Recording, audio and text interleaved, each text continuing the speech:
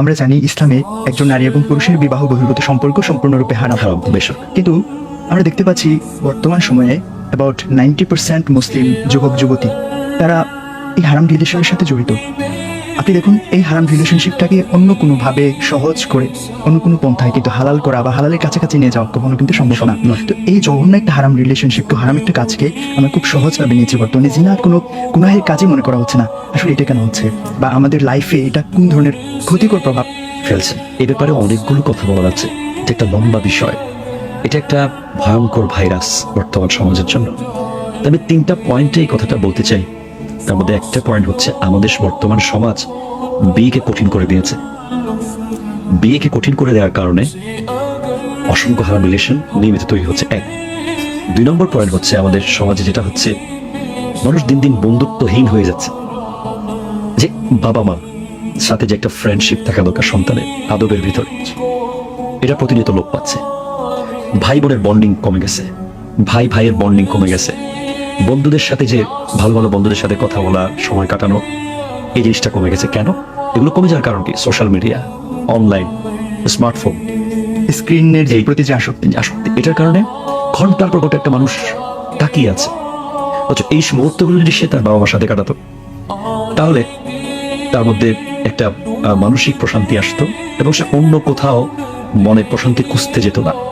সে যখন অনলাইনে, স্ক্রিনে, সোশ্যাল মিডিয়ায় আসক্ত হতে হতে একসময় সে এক্সট্রিম লেভেলে যখন পৌঁছে যায়, তখন তার হরমোনাল একটা চেঞ্জিং আসে এবং অটোমেটিক্যালি সে তখন একটা জায়গায় গিয়ে প্রশান্তি খুঁজতে চায়। কারণ তার বাবা মা তার কাছে বিরক্তির কারণ হয়ে গেছে। এখন তার সারাক্ষণ তাকে নিষেধ করে, তার ভালো বন্ধুরা বিরক্তির কারণ হয়ে গেছে। এখন ওই সময় সে প্রশান্তিটা খুঁজতে যায় একটা বেগানা মেয়ের কাছে। কারণ সে বাবা মার সাথে সম্পর্ক করতে, তাকে ডাইনিং টেবিলে গিয়ে বসতে হবে, একসাথে খেতে হবে, বাবা মার বিছানায় গিয়ে বসতে হবে, বাবা মার পাশে সময় স্পেন্ড করতে হবে, বন্ধু বান্ধবের সাথে সময় কাটাতে, ভালো বন্ধুদের সাথে মসজিদে যেতে হবে, তাদের সাথে ভালো ভালো প্রোগ্রামে অ্যাটেন্ড করতে হবে। কিন্তু সে মোবাইলের ভিতরেই গার্লফ্রেন্ড পেয়ে গেছে। ওই স্ক্রিনের ভিতরেই সে তার কাঙ্ক্ষিত প্রশান্তির জায়গাটা সে পেয়ে যাচ্ছে। আমাদের 95% রিলেশনগুলো কেমনে হচ্ছে? হয়তো মেসেঞ্জারে হচ্ছে, হয়তো হোয়াটসঅ্যাপে হচ্ছে, হয়তো ইউটিউবে বা টিকটকে একটা মেয়েকে দেখেছে, সে তার জন্য আসক্ত হয়ে গেছে, সে রিলেশনে জড়িয়ে গেছে। যেখানে ইসলাম হচ্ছে লা তাকরাবুজ জিনা, তুমি জিনার কাছে যেও না। আপনি এই জায়গাটা খেয়াল করুন, জিনার কাছে যেতে মানা করেছে আল্লাহ, জিনা করতে মানা করেনি। করা তো প্রশ্নই আসে না, যেখানে কাছে যাওয়া নিষেধ। কাছে যাওয়া কি? একটা মেয়ের দিকে তাকানো, জিনার কাছে যাওয়া। দেখে ওই খেয়ালে, চোখের জিনা, চোখের জিনা। একটা মেয়ের দিকে ওই খেয়ালে ফোন কর, জিনার কাছে যাওয়া। মেসেজ পাঠানো, জিনার কাছে যাওয়া। তো এতে করে হয় কি? হাদিসে পাকে আছে, যখন আপনি একটা গুনাহ করবেন, এই যে গ্লাস, চশমা যে গ্লাস আছে আমার চোখে, এখানে যদি গ্লাসে একটা দাগ পড়ে, আমি দেখবো। 2টা পড়লে আমি দেখবো, 10টা পড়লে আমি দেখবো। একটা সময় এমন হয়ে যাবে যে দাগ পড়তে পড়তে গ্লাসটা আই হ্যাভ টু চেঞ্জ, আমি আর দেখবো না। তো জিনা, বেগানা নারীর সাথে সম্পর্ক, এটা এমন লেভেলের গুনাহ যেটা কন্টিনিউ হচ্ছে। অন্য কোনো গুনাহ আপনি কন্টিনিউ করতে পারবেন না সারাদিন, 24 ঘন্টা একটা গুনাহ আপনি করতে পারবেন না। এটার কোনো গুনাহ সমাজে পাবেন না আপনি। কিন্তু একটা গুনাহ যেটা 24 ঘন্টা হয়।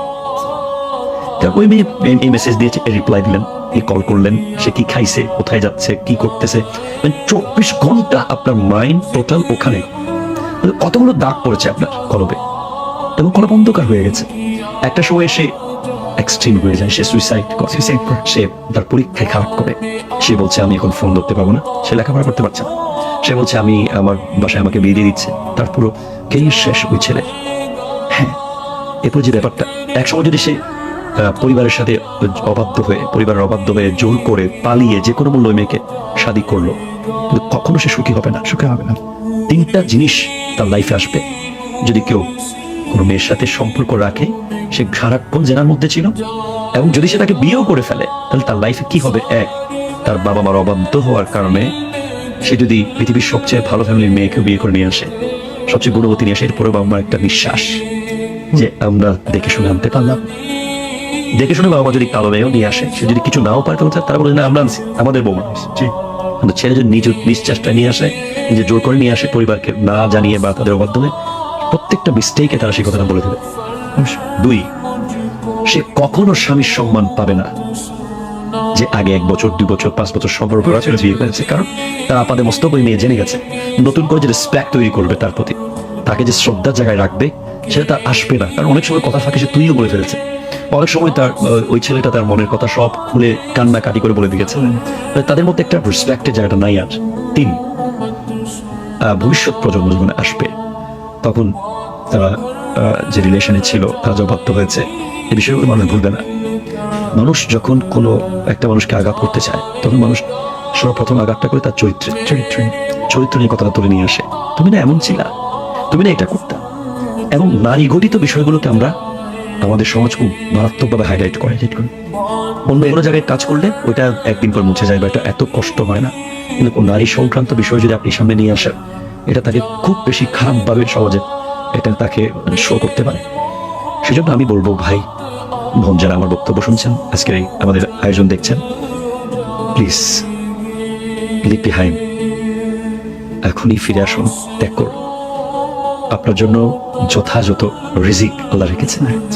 একটা সতীসাধ্যী নারী একটা রিজিকের 4টা স্তর, তার মধ্যে একটা হচ্ছে সর্বনিম্ন স্তর হচ্ছে টাকা পয়সা, সর্বোচ্চ স্তর সুস্থ শরীর, সর্বোত্তম স্তর হচ্ছে একজন নেককার স্ত্রী, আর তারপর একজন নেককার সন্তান।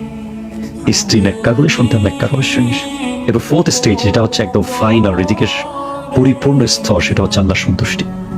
তো একটা বেগানা নারীর সাথে সম্পর্ক রাখলে না আল্লাহ আপনার সাথে আল্লাহ আছে, না নবী আছে, না ওয়ালি আছে, না কোরআন আছে, না ইসলাম আছে, কিছুই আপনার সাথে নাই। আপনি জাস্ট একটা ফিজিক্যাল মুসলিম, একটা দৃশ্যমান মুসলিম। আপনার হৃদয়ে আপনার চলাফেরা ইসলাম থাকবে না। আপনার প্রতিটা মুহূর্ত জেনার গুনাহ হচ্ছে, এটা ভয়ঙ্কর শাস্তি রয়েছে, অনেক কঠিন শাস্তি আখিরাতে রয়েছে, এবং আপনার কলব নষ্ট হয়ে যাবে, আল্লাহর সাথে আপনার দূরত্ব বেড়ে যাবে। সামান্য দুনিয়া কয়দিনের জন্য আমরা এসেছি, আমরা এই বিষয়টা আল্লাহর উপরে ছেড়ে দিই। আমরা যদি আমাদের মানসিক প্রশান্তি খুঁজতে চাই, আমরা আমাদের তাকওয়াবান বন্ধুদের কাছে যাই, যেমন আমাদের দিকে ডাকে, অবশ্যই আমাদের মুত্তাকি উস্তাদদের সুবতে যাই। এবং এটি প্রতিষ্ঠিত কথা যে কোনো নারীর কাছে দেখলে বা কোনো নারীকে দেখলে কোনো নারীর কাছে গেলে, বেগানা নারী, জি। বিবাহ বহির্ভূত সম্পর্ক, তার কাছে কখনো মানসিক শান্তি খুঁজে পাওয়া যায় না। খোঁজাটা হচ্ছে হারাম একটা কাজ। আরেকটা বিষয় আমি একটা মনে পড়েছে যে একটা হাদিস আমি পেয়েছি, রাসূল সাল্লাল্লাহু আলাইহি ওয়াসাল্লাম বলতে লাগলেন, আইনানি লা তামাসসুহুমান নার, আইনুন বাকাত মিন খাশিয়াতিল্লাহ ওয়া আইনুন বাতাত তাহরুসু ফি সাবিলিল্লাহ। দুই ধরনের চোখ আছে যেগুলো কখনো জাহান্নামে যাবে না, জাহান্নাম টাচ করবে না। একটা হলো যে চোখ আল্লাহর ভয়ে কাঁদে। একটা মানুষ যখন বেগানার সাথে সম্পর্ক রাখবে তার চোখে কখনো আল্লাহর ভয়ে পানি আসবে না।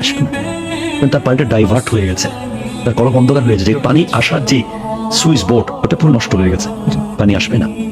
আর দ্বিতীয় নম্বর চোখ হচ্ছে যেই চোখ আল্লাহ রাস্তায় পাহারা দেয়। একটা মানুষ যখন বেগানার সাথে সম্পর্ক রাখবে, মসজিদ তার ভালো লাগবে না, মাদ্রাসা তার পছন্দ হবে না, কোরআনের আয়াত তার ভালো লাগবে না, এবং জিহাদের মাঠ তার ভালো লাগবে না, আল্লাহ রাস্তাগুলো তার ভালো লাগবে না।